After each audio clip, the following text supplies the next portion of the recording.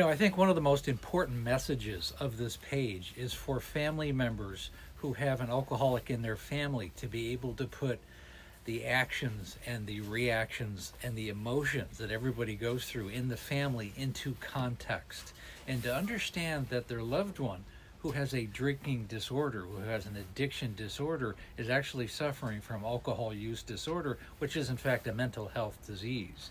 Knowing that, being aware of that, is a much easier and empathetic way to deal with and to approach the alcoholic in your family. So, I mean, I understand anger and frustration and animosity and rage. Trust me, it's impossible not to feel those emotions. But you also, at the same time, have to have the ability to step back and put it in context and to put it into perspective. Like when my wife ran through our garage door drunk and passed out, almost running me over on the other side of the garage. We fixed that car. It took 2 months. It was in the shop. We had to fix both cars. We had to fix the garage door, get a new garage door, had to get a new garage door opener. It cost thousands of dollars. Luckily, insurance covered most of it. That's not the point. It was an unbelievable hassle. And within a week of fixing that door, my wife got back in her car, forgot to open up the garage door, and backed out of the car, backed out the garage door, probably within a week of fixing this. And it's hard not to walk out into the garage and just see this huge mess after spending weeks and months and money and funds and time and emotions to get this fixed, and realized none of it made any difference because she had a disease. Being able to put that into context without losing your own mind as a family member is a dance. And if anything helps on this page, I hope it's that. Being able to realize that they have a disease just like any disease, and it's still 100% the responsibility of the alcoholic to make their disease their priority. So really what I'm getting at, if you have a loved one who is an alcoholic in your family, they're suffering from alcohol use disorder, and you are filled with anger and frustration and animosity and really sometimes hatred for that person, I understand that. But what you need to do is to make yourself a priority, and you need to remove yourself from the situation, if at all possible. I know every situation is not different. You could be a child taking care of a parent.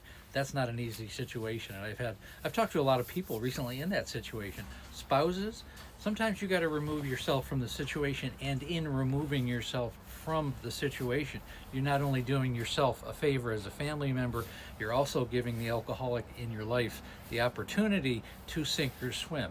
If you take away that safety net from them, well, then it's on their shoulders to take care of their health. They're either going to get well, or they're going to get worse.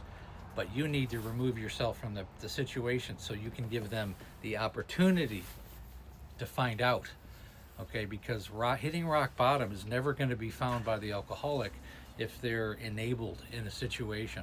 And again, this has nothing to do with judgment or shame or anything. Because I've been through this. Okay, as long as the person is trying, like in my case, my wife went to 7 rehabilitation facilities, and it went from rehabs to hospitals to incarceration to outpatient care. It was just a constant array of trying, and it never ended, which is really what needs to take place. But at some point, they have to take control of the situation and actually be successful.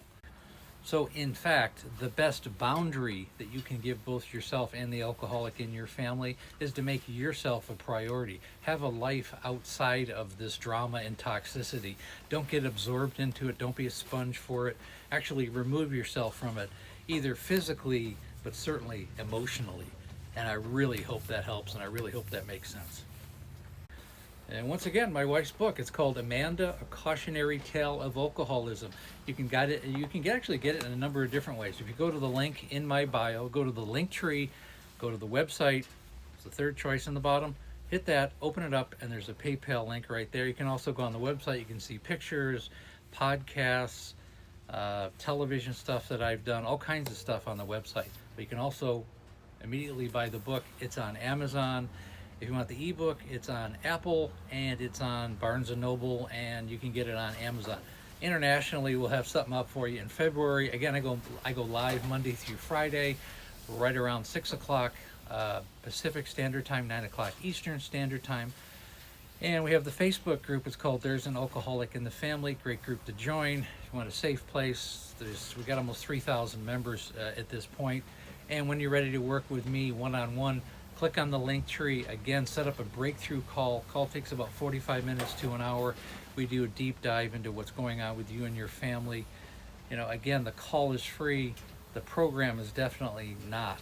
But it's designed, and I'm looking for people who want to change their lives and the lives of their family and be coachable. And again, thanks so much for listening.